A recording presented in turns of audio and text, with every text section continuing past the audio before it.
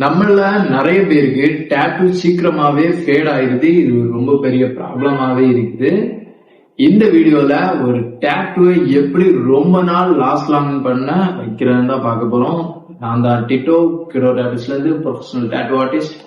ஒரு டேட்டூவை ஷார்ப்பாவும் வைப்ரண்டாவும் வச்சுக்கணும்னா நீங்க இந்த 9 ஸ்டெப்ஸையும் கன்ஃபார்மா ஃபாலோ பண்ணா கண்டிப்பா நீங்களும் உங்க டேட்டூவை ஃப்ரெஷ்ஷா அண்ட் ஷார்ப்பா வைப்ரண்டா வச்சுக்கலாம். ஃபர்ஸ்ட் ஸ்டெப் என்னன்னா, நீங்க சன்லைட்ல உங்க டேட்டூவை ரொம்ப நேரம் எக்ஸ்போஸ் ஆகாம பாத்துக்கோங்க. ரொம்ப நேரம் எக்ஸ்போஸ் ஆச்சுன்னா ஹீலிங் ஸ்டேஜ்லயும் சரி, ஹீல் ஆன அப்புறமாவும் சரி, டேட்டூவிங் கூட சன்லைட் கண்டிப்பா ரியாக்ட் ஆகும். அண்ட் எப்பவுமே உங்க டேட்டூ போட்ட அந்த இடத்த கன்ஃபார்மா மாய்ஸ்சரைஸ் பண்ணி வச்சுக்கோங்க.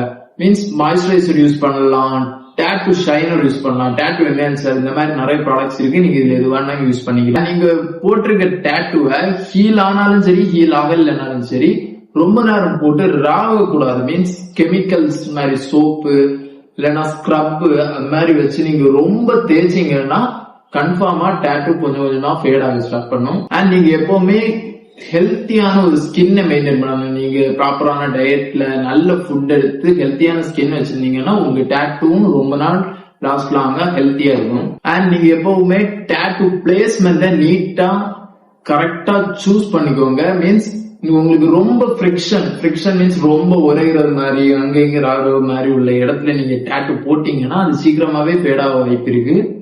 அண்ட் நீங்க போடுற டேட்டூவை ஒரு குவாலிட்டியான டேட்டூ ஸ்டுடியோல குவாலிட்டியான ஒரு ப்ரொஃபஷனல் டேட்டூ ஆர்டிஸ்ட் போட்டுக்கோங்க. ஏன்னா டேட்டூ இங்க்ஸ் அண்ட் அதை போடுற டெக்னிக் இது பொறுத்து தான் டேட்டூ லாங் ஆகுறது, ஃபேட் ஆகுறது, ஸ்ப்ரெட் ஆகுறது எல்லாமே இருக்கு. சீப் டேட்டூஸ் சீப்பான ரிசல்ட்ஸ் தான் எப்பவுமே தரும். அண்ட் இது முக்கியமான ஸ்டெப் என்னன்னா, டேட்டூ ஹீல் ஆகும்போது ஸ்கிராச் பண்ணவோ பிக் பண்ணவோ கூடாது. அதுல டெட் ஆகி வர ஃபர்ஸ்ட் லேயர் ஸ்கின்னை எப்பவுமே பண்ணக்கூடாது.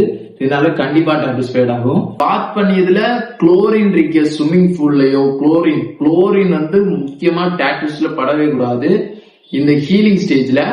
அண்ட் ஹீலிங் ஆன அப்புறமாவும் நீங்க ரொம்ப கான்ஸ்டன்டா படக்கூடாது. எப்போ ஒரு வாட்டி பட்டா ஓகே தான்.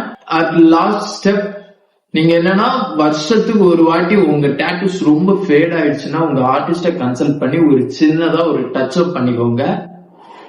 ஓகே கைஸ், இந்த வீடியோ உங்களுக்கு யூஸ்ஃபுல்லா இருந்துச்சுன்னா லைக் பண்ணுங்க. அண்ட் இந்த மாதிரி யூஸ்ஃபுல்லான வீடியோஸ் உங்களுக்கு வரணும்னா மறக்காம சப்ஸ்கிரைப் பண்ணி வச்சுக்கோங்க.